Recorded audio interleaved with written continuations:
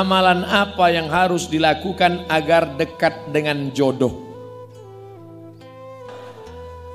1 jam bicara Al-Quran, ujung-ujungnya jodoh. Sholat hajat 2 rakaat. Apakah perlu dilafalkan hajatnya? Jangan. Karena kalau dilafalkan keras-keras didengar teman di sebelah. Aku sholat sunat hajat 2 rakaat. Nanti dia nanya, mbek sopo? Cukup dalam hati, minta kepada Allah. Aqrabu ma yakunul abdu min rabbih wa huwa sajid. Amal yang paling afdal, doa yang paling didengar, paling mustajab ketika sujud terakhir. Mintalah di sujud terakhir itu. Kalau bisa bahasa Arab boleh dilafalkan. Tapi kalau tidak bahasa Arab, maka dalam hati saja. Jangan dilafalkan kalau nggak bisa bahasa. Jangan waktu di sujud terakhir, ya Allah, iki wis perang-perang dino bojone rong teko piye iki. Jangan, batal sholatnya. Maka dalam hati saja. Nah, setelah selesai sholat, berdoa lagi kepada Allah, bertawassul dengan amal soleh. Kita ngadap Allah jangan petantang-petenteng, harus bertawassul. Ya ayyuhalladzina amanu, hai orang beriman, ittaqullah, takutlah kepada Allah, wabtaghu ilaihil wasilah, bertawassullah. Tawassul yang paling afdal adalah bertawassul dengan amal soleh. Hadis Sahih Bukhari, 3 orang terjebak dalam gua. Ketika itu mereka masuk ke dalam gua, bergelinding batu besar menutup pintu gua, terjebak, tertutup. 3 orang bertawassul. Yang pertama bertawassul dengan sedekah. Ya Allah, aku punya pembantu. Pembantuku itu belum ambil gajinya. Tiba-tiba dia tidak tahu pergi entah kemana rimbanya. Gajinya ku pegang, tapi dia tidak pulang. Akhirnya ku belikan ke kambing. Kambingnya beranak pinak.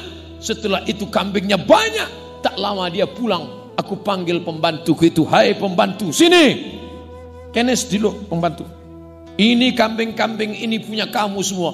Akhirnya pembantuku itu mengambil kambing itu semua. Satu pun tidak dia sisakan. Parah juga pembantuku ini. Kalau memang ini amal soleh, aku bisa bertawassul dengan ini. Bukakan pintu gua ini ya Allah. Terbuka pintu gua. Itu menunjukkan bertawassul kepada Allah dengan amal soleh. Yang kedua berdoa, ya Allah, aku punya anak, aku punya istri. Tapi ketika pulang aku bawa 1 susu kambing. Anakku menangis lapar, tidak aku beri. Istriku lapar, tidak aku beri. Aku tunggu ibu dan ayahku terbangun, aku berikan susu kepada mereka. Barulah sisanya kepada anak istriku. Kalau baktiku pada orang tua ini bisa kujadikan sebagai tawassul berdoa. Bukakan pintu gua, terbuka pintu gua. Apa artinya? Yang punya harta bertawassul dengan sedekah. Maka yang mau jodoh bertawassul, sedekah pada anak yatim, habis itu sedekah tawassul. Ya Allah, berkat sedekahku pada anak yatim tadi. Ustaz, saya sudah tawassul dengan sedekah kok enggak datang juga jodohnya.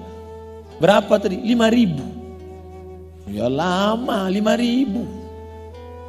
5.000 itu kan WC.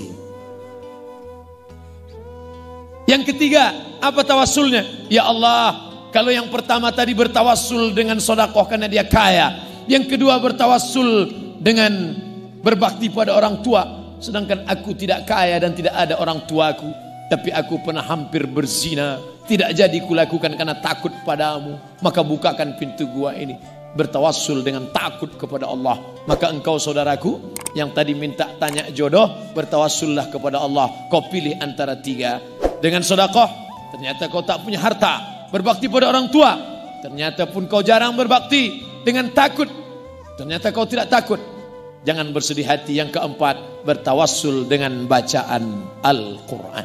Maka kau baca Quran, setelah itu bertawassul kepada Allah. Ya Allah, berkat bacaan ini aku bertawassul kepada engkau, mudahkanlah jodohku.